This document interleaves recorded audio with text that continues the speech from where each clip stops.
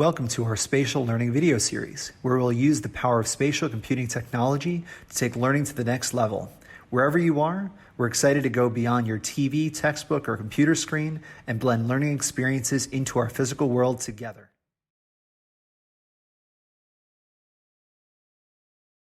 Alex here again, and today we actually have a very special and different kind of spatial learning adventure where we're going to not focus as much on teaching and learning through spatial learning, but actually learning how spatial computing actually works.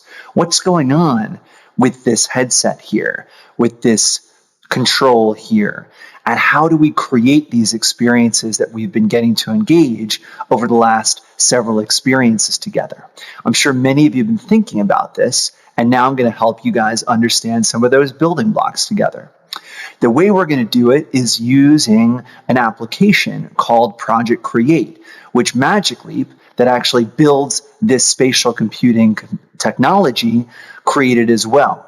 So we're going to open that application, and then I'm going to come back over here and explain what we're going to do next. You ready? Let's go and open up Project Create.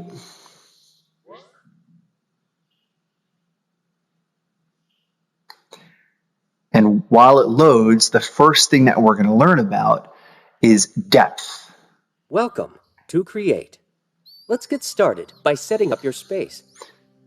So we're going to set up the space where this headset is going to recognize everything that's going on here. Setting up your space? You should see targets on the surfaces of your room. Follow the arrow to look at each of them. This will help build the world for Create to interact with. So using depth sensors on the headset, it actually can find the ceiling of my room here and creates what's called a mesh. It finds the door here, it finds the wall there. Great, you're halfway there. The floor. And this is what allows for us to bring three-dimensional virtual content off of a screen and into our physical space.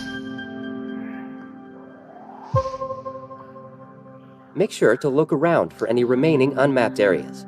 Those will show up in red. So we're taking a look around here. Okay, we've got a good sense of your space. Awesome. And now we're going to be able to pull down our menu to start creating. I'm going to move this over here. And what we just did is we used this sensor set over here. Those are called computer vision infrared depth sensors. Depth sensors are the two important words here. It shot out little lasers to all of the different pieces of my room here to recognize how far apart they are from each other. And that's what allowed us to create that mesh. Now that we've got a sense of our space here, we're going to use these optical sensors on the outside here, optical like light, to actually bring three-dimensional virtual content into this space. It's going to shoot out from those sensors and then come back to the eyepieces in here, which are just like lenses for glasses. Let's do a little bit of that now.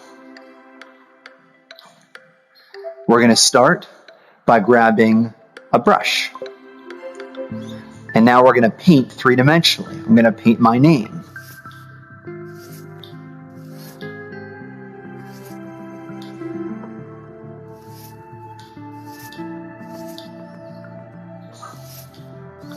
Now, we see that it says Alex, my name, but it's not on a piece of paper. It's actually different pieces of depth. So if we walk to it, we can see that the L is behind the A, the E is behind the L, and if we back up, the X is in front of the E here. So that's a sense of the depth of this space here. And these, of course, are floating letters. But because of that meshing that we did before, We could also place virtual content on physical surfaces. Let's put a unicorn puking out a rainbow. We'll pull him out, and it actually can find the wall here. So just like I've got two pieces of physical art, I've now got virtual art pinned to the wall here. We can also grab some hearts and place those hearts on this table here.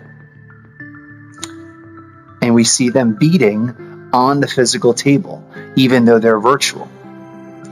We can also go down and grab some of these blocks. For example, let's just take this green block. And we'll notice if we look down, there's a landing pad there. That means that this space, the floor, has been meshed. And when we drop it, that virtual block stops at the physical floor because it understands that there's a floor there.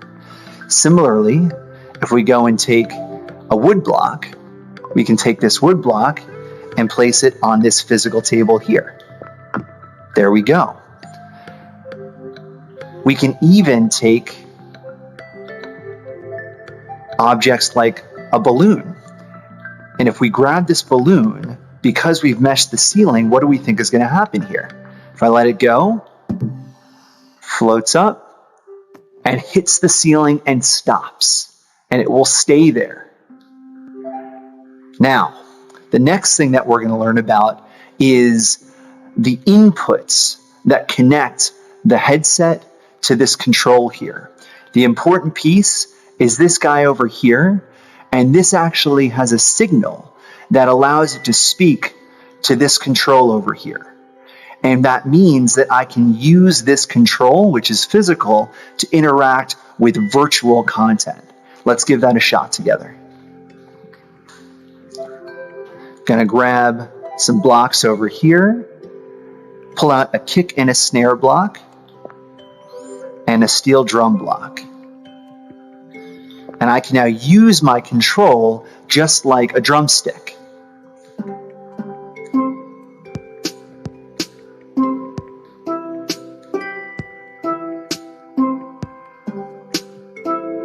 There you go.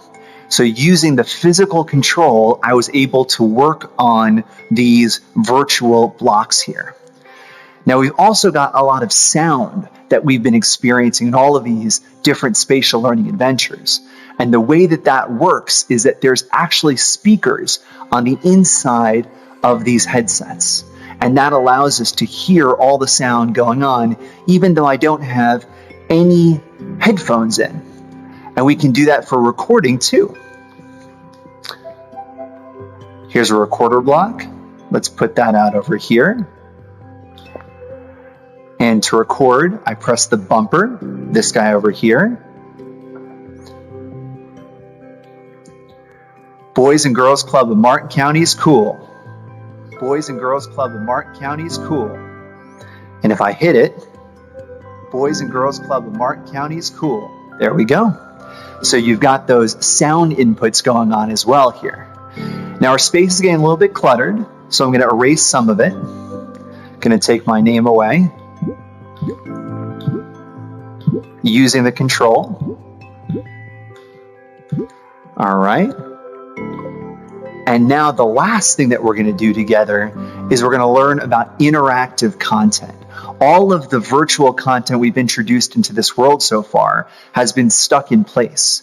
But what if we were able to program it to move? And the way that we do that is just like the way that you would program content for any video game or any computer program that you have on your PC. So you guys can definitely learn about this using really exciting 3D engines like Unity or Unreal that you can learn about at school. Let's give it a shot together. Scroll down. Club of Martin County is cool. We know. First off, let's pull out a blue knight. We find the launch pad, drop him over here, and the knight's going to be looking around, going to be walking around here on the physical table here, and was able to jump down from the physical table to the physical floor, even though it's a virtual object. Now, virtual objects can interact with the physical world, and if we program them appropriately, can also interact with other virtual content. So let's bring out another virtual knight. They're both blue. So the program recognizes that they are on the same team. But what would happen if we bring out a red knight?